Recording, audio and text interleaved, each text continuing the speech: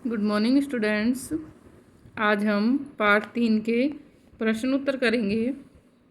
पहला प्रश्न है, लेखक के अनुसार जीवन में सुख से क्या अभिप्राय है। पाठ का नाम है उपभोक्तावादी संस्कृति। तो लेखक के अनुसार जीवन में सुख से क्या अभिप्राय है। तो उत्तर है, लेखक के अनुसार जीवन में सुख से अभिप्राय है बाजार में उपलब्ध वस्तुओं का अधिक से अधिक उपभोग। तो सुख का अभिप्राय क्या है कि बाजार में जो भी सामान आया हुआ है, जो भी वस्तु आई है, उसका अधिक से अधिक उपभोग करना, यानी उसका इस्तेमाल करना, उसको खरीदना ही क्या बन गया है, आजकल सुख बन गया है। उत्पादन बढ़ाकर यह प्रचारित किया जाता है कि वह उत्पादन आपके लिए है, आपके भोग के लिए है, आपके सुख के लिए।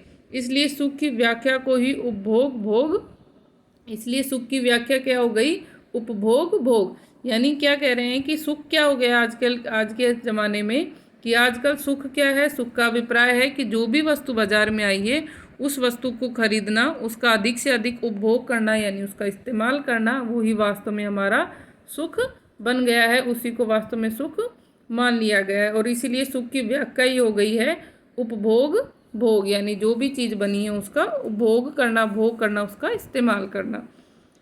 आज की उपभोक्तावादी संस्कृति हमारे दैनिक जीवन को किस प्रकार से प्रभावित कर रही है। आज की उपभोक्तावादी संस्कृति किस प्रकार से हमारे दैनिक जीवन को है, हमारे रोज़मर्रा के जीवन को किस प्रकार से प्रभावित कर रही है।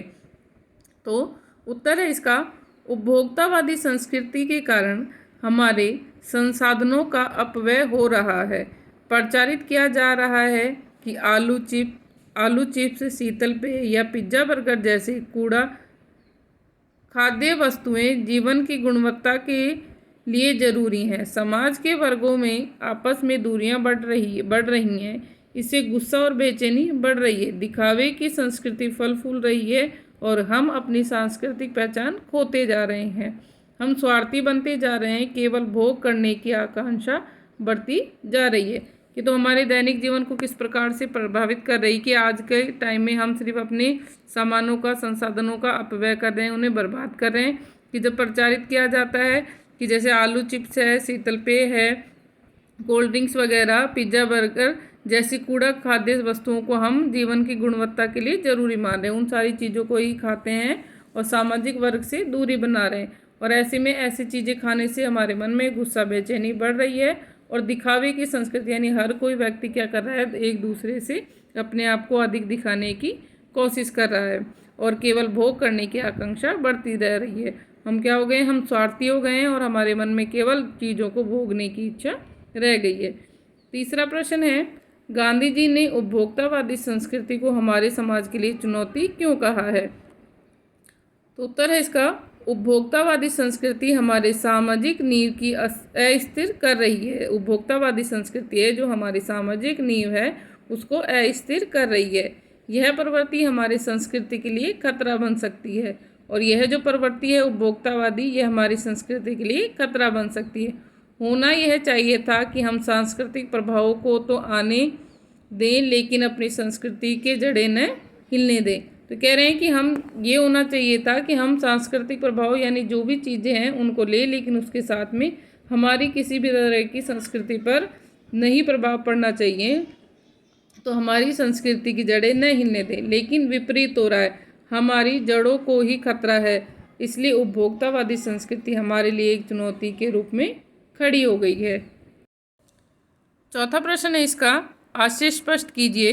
पहला, जाने अनजाने आज के माहौल में आपका चरित्र भी बदल रहा है और आप उत्पाद को समर्पित होते जा रहे हैं। दूसरा, प्रतिष्ठा के अनेक रूप होते हैं, चाहे वे हास्यास्पद क्यों ना हो। तो पहले, जाने अनजाने में आज के माहौल में कि उपयुक्त कथन का आशय यह है कि आज हम वस्तु की गुणवत्ता को न देखकर विज्ञापन की चमक दमक में फंस जाते हैं और संपन्न वर्ग की देखा देखी में हम भी उन्हें पाने के लिए लालायित रहते हैं।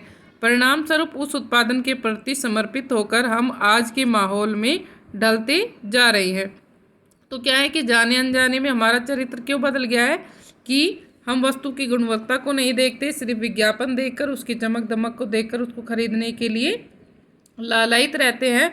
और जो संपन्न वर्ग है, जो धनी वर्ग है, उसकी देखा देख, उनकी होड़ करने के लिए लग जाते हैं और ऐसे में परिणाम स्वरूप उस उत्पादन के प्रति समर्पित होकर आज हमारे माहौल उसी के माहौल में ढलते जा रहे हैं।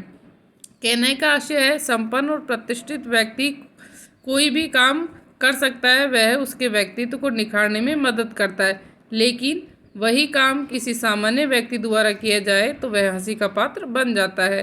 तो यहाँ है प्रतिष्ठा के अनेक रूप हैं, चाहे वे हास्यास्पद क्यों ना हो। तो ये दूसरे में ये कहना चाह रहे हैं कि कहने का आशय है कि संपन्न और प्रतिष्ठित व्यक्ति है वो कोई भी काम कर सकता है, वो उसके व्यक्तित्व को निखारने के लिए होता है कि अगर कोई बड़ा व्यक्ति धनी व्यक्ति कुछ करता है, कुछ खरीदता है तो वो उसकी व्यक्तित्व को निखारता है, लेकिन वही अगर कोई किसी सामान्य व्यक्ति द्वारा काम किया जाता है तो वो क्या करता है, वो उसकी हंसी का पात्र बन जाता है।